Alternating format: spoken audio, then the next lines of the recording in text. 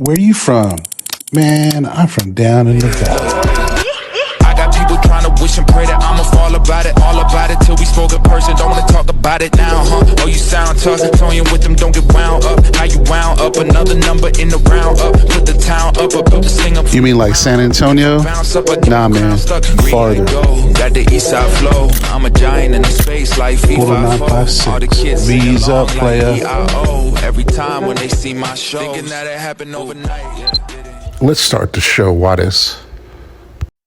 What's up, everybody? It's Danny with Down the Valley Sports, and we're back to talk about UTRGV football. The 2026 season is here. The boys just got back from spring break, so they're getting back after it, and we want to talk about some of the positions, running back included. So, what do you think, Roy? Let's do it. Spring break was crazy. I made it out and back from the island, which was a Hmm. little insane.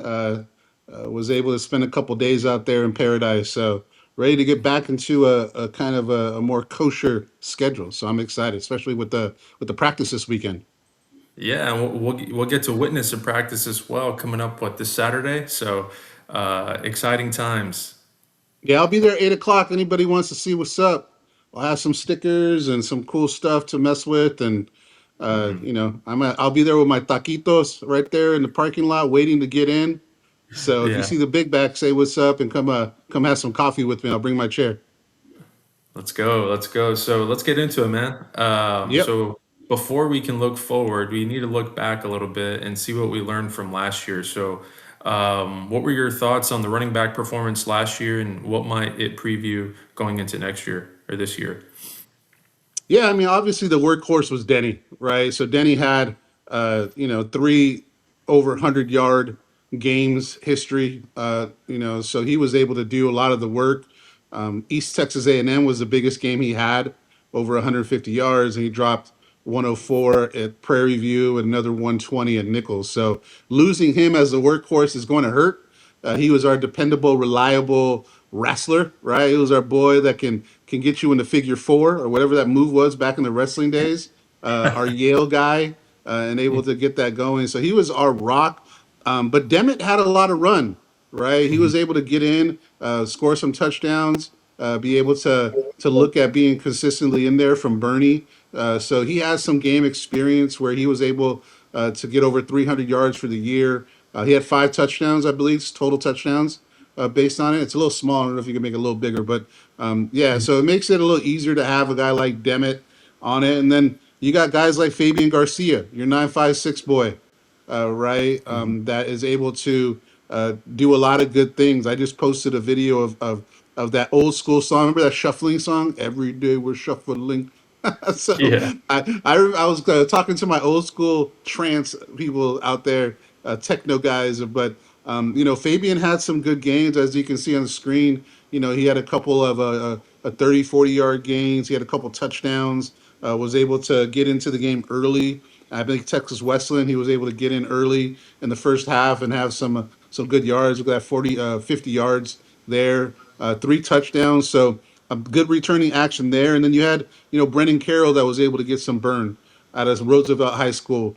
And he was able to get into the game in some cleanup time and show that he had some breakout performance. I think his Langston was his big game, if I remember right. Yep. So Mhm. he really got off on Langston in the second half, was able to show some burst. San Antonio 2-0 kid was able to do it. So a lot of good returners, a lot of good people to jump in, but we just don't know who's going to step up, right? We got a couple sleepers with Broderick Taylor, your South Texas type of guy, was able to come in from Corpus Christi Miller, show some gliding. I had a video of his breakout touchdown that he had. He was able to really look explosive and show his speed that we saw in high school when he played against, I believe he came against Eddie Lee, if I remember right. No, I don't know if it was Eddie Lee, but I know I watched a couple of his playoff games where actually it was Brownsville Vets. Excuse me. He did play against Mhm. Brownsville Vets where he was tough to manage in that game. So those guys really were able to do it. And then the sleeper that I think that came out was DJ Slenbaker, right? He was out of Washington State, good size, didn't get a ton of burn. If you look at it, I think at the beginning of the year he got, yeah, there it is, Sul Ross. He got five attempts, and then really just kind of was sporadic as far as his playing time. So he's back with some FBS experience to be able to put in the room. So we got guys that had limited experience. We didn't hit on a big transfer running back when it came to exactly getting a big one. We have Malachi Lane that was excuse me, a special teams player, a big size guy out of LSU playing against really high level competition. So that's what we have coming back and leaving the room. And I think we do have some talent, but it's really, we don't know what they are, right? If you have guys coming in without one game over 10 attempts, other than Demet, we got a little bit of a mixture of what we can do. So Marco Regalados really has a big job on hand, and I think he's up to the task, and I think he can do it. What do you think? Yeah, I agree. And with the loss of Denny, that's about 40% of your production that's gone. And I think that 40% actually includes Eddie Lee Marburger, because we knew he liked to escape the pocket sometimes and use his legs to, move the chains. So I think we have a good balanced running back room, based on what we saw last year. Danny was crazy. You're right.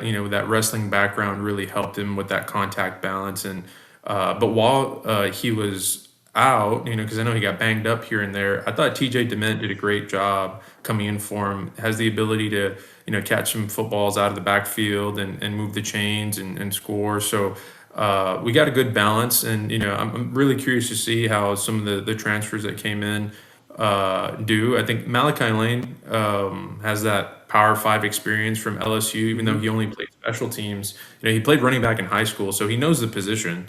Yeah. And you have some freshman signees as well, like Jackson Regan. So yeah, I'll be really interested to see how they work the current running back roster. Yeah. Having said all that, having covered all these guys, who do you think is RB1? Do you think they focus in on, one or two running backs, or is it going to be a committee of sorts? I think it starts off as a committee, and we find out who separates themselves, right? I think Saturday with the open practice is going to be a good test for the fans to see who looks good on practice. The spring game, April 11th, is going to be an even bigger test for these guys. Obviously, Lane and Regan aren't going to be able to perform there because they're not enrolled in school right now. But I'm very excited about Jackson. Extremely excited. He's got track speed, all state running back from Canyon High School on it. So I think it's going to start as a committee. Um, Fabian shows flashes. I mean, they all kind of are the same irk as far as size. I mean, if you look at it, TJ Dement's 5'8", 190, same as Brendan Carroll. And then Fabian's same thing, 5'8", and then Broderick Taylor's 5'9". So those guys are your kind of smaller backs that now, I mean, I think the new age running back is different, right? You don't need to have a huge back to be able to make the sticks move. A versatile back that's able to come out of the backfield, catch some screen balls that I know Coach Bush likes to do. A lot of bubble stuff, a lot of things to be able to get the linemen outside and be able to have them block and space. Is something that we'll look at. So I think it's going to be running back committee, but we have to fall into one top guy, right? With the second probably explosive guy to come in after. So that's what I think needs to happen, but I don't think that's going to happen anytime soon. Yeah, I think it's going to be situational football, right? Like you got a bigger back like DJ that you'll probably want to use down at the goal line, right, down in the red zone. But if you're trying to move between the 20s, right, then it could be anyone from TJ Dement to Fabian to Broderick to Brennan. So they might ride a hot hand. They'll probably evaluate week to week, game by game, situation by situation. So we'll see. I know that's sort of a non-committal answer, but my current outlook is probably a committee sort of approach. Because to your point, the measurables and the stats, are all about the same right now, other than with like DJ and Malachi, who are on the bigger side, right? Maybe they're more your Yeah. power back that can punch it in for you.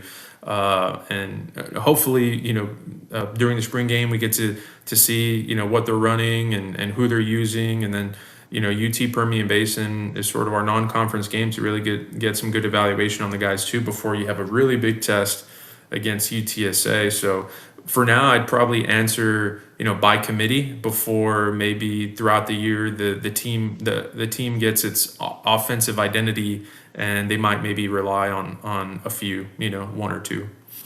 Yeah, and good coaches adjust, right? You got Hmm. Coach H, which is our new co-offensive coordinator, right? He might have some two back sets where he can get a Hmm. big guy like DJ offset with a guy like Fabian, right? Or get a guy like Malachi offset with a guy like Jackson or Brennan, or we don't know.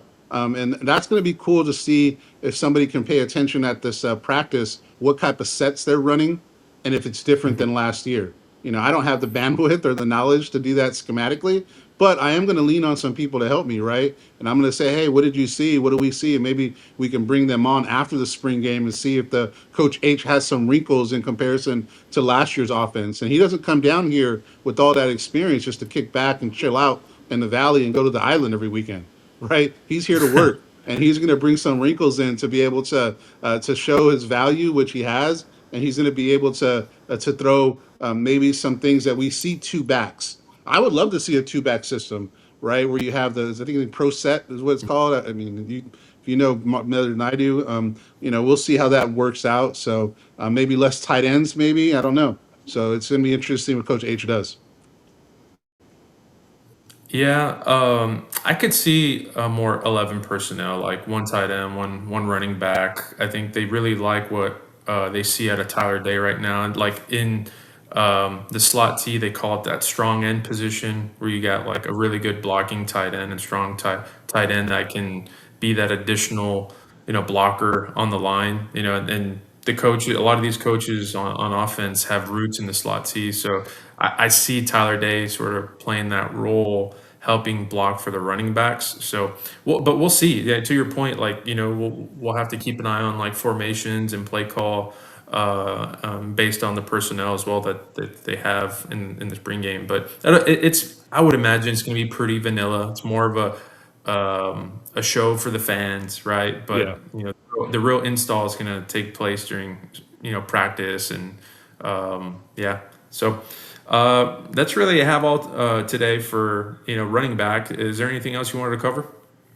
Well, I mean, we talk about them a lot, right? As our trench dogs, right? Hmm. No running game. You can have the best running back with all the skill sets. But if you got defensive tackles in the backfield, a second in, you got edges that are forcing people against middle linebackers, it's not going to work. So to me, the linemen are big, and Brennan Ray is a big tight end that was a blocking tight end last year that really made a difference, offsetting Ish and being able to show his blocking chops. So the line is going to play a big difference on showing how and when we can run the ball and how successful we're going to be. So having 4 out of 5 starters back is really going to help with continuity. So I think that's one thing that we want to look at too is who's that fifth starter on the line, what can they do, and what type of people moving and development they're doing this off season. So that's going to be a big takeaway from this spring practice.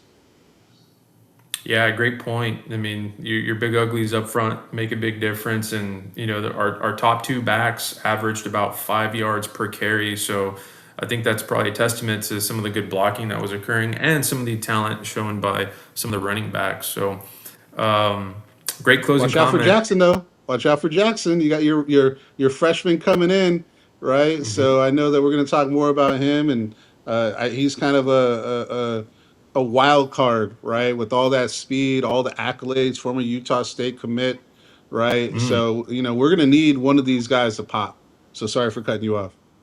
No, you're good. I mean, I'm right there with you. I want to see one of these guys pop and really pull away from the rest of the competition, and doesn't hurt to lean in on one of them, kind of like we did with Danny last year. Yeah, I agree. Exciting stuff, man. I'm looking forward to it, and I'll try my best to not be too social during the practice and write down some notes and see if I can get some tidbits. And I'll be out there looking, get some autographs on my little papers, right? So I got some pictures to do, some autographs with people that we've had on the show. So I'm excited for Saturday. Yes, sir. All right. With that, we'll wrap it up. Appreciate y'all. Please like, follow, and subscribe. V's up. Let's go.